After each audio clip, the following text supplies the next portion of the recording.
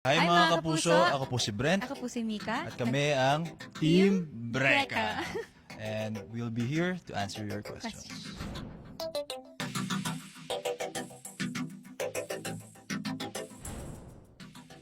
Na sobrang iyakin ko po pala talaga. Wala pong araw ata sa loob ng bahay ni Kuya hindi po ako umiyak. Ako siguro yung kaya kong maging vulnerable sa harap ng maraming tao kasi yun po talaga yung isa sa mga naging struggles ko nung simula nung journey ko sa PBB.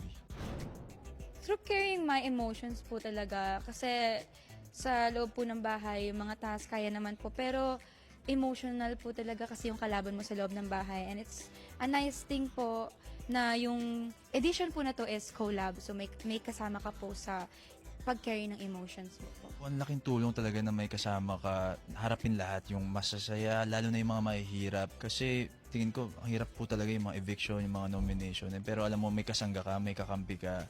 Ang sarap sa pakiramdam na.